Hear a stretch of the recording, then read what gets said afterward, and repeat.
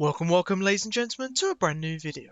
With Lissandra soon to be the main villain in the upcoming Song of Nunu game, I thought it'd be fitting to shine a light on an unusual player who caught my eye. EUS player IQW8HT, which I will call IQ from now on, is a Lissandra main who is currently the rank of Grandmasters on the EUS server. But what is so special about them, you may ask? Well, they do not play Lissandra in mid lane, and rather prefer to play her as not only a support, but as more of a tank rather than the traditional AP build we associate with the character. With a level 86 account and ranked 320th at the time of this video, the climb has been recent and isn't a result of his elo from previous seasons. With IQ almost in the promised land of Challenger, with a win rate of 64% over 108 games, let us take a look at how they do it as we explore the legend of tank support Lissandra.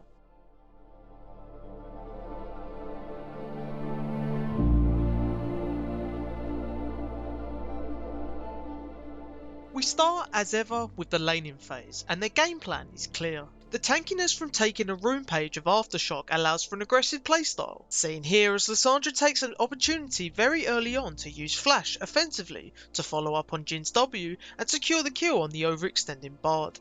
But the laning is the least important phase here. Upon reaching level 6, she is no longer bound to the lane and begins permanently roaming around the map, first of all resulting in this fight, which they were unlucky to not get more out of. The true impact of the roaming comes from this fight, however, happening almost straight after the last fight.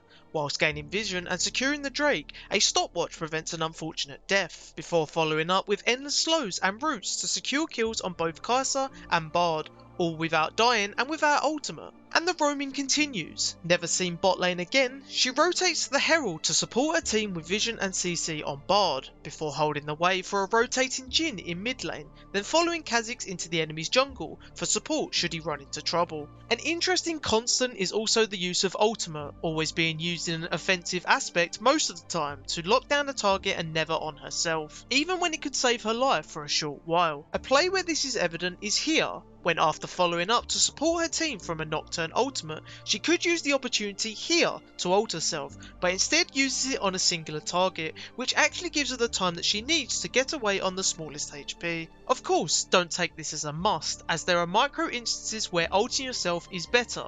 But the primary purpose of this all-round playstyle gives an engager who is able to potentially lock down a target for an easy pick, giving the ability for his team to secure objectives needed to finish the game.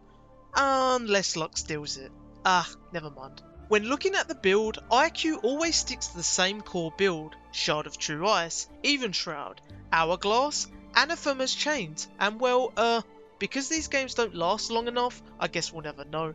The Shard of True Ice is standard, allowing her to poke for easy gold. Even Shroud, when mixed with a W max for a cooldown of 5 seconds, gives tankiness as well as more damage to everything she CCs, which is a lot. Hourglass to survive where she shouldn't, which is, well, a lot. And bizarrely, Anathema's Chains, which is always attached to the most fed player, which is usually the ADC in this elo. In this instance, it is the Kai'Sa as shown here. All of these items maximise Lissandra's ability to survive the aggressive playstyle and allowing the team to profit from good engages. Of course, they don't always go well, but nobody is perfect, even in Grandmasters. But it's clearly working, with his history stacked up with win after win on this rather off-meta pick. What do you think? Will you be trying tank support Lissandra anytime soon? Let me know in the comments. Subscribe if you are new around here, and as always, I'm Right Intel, and I'm out.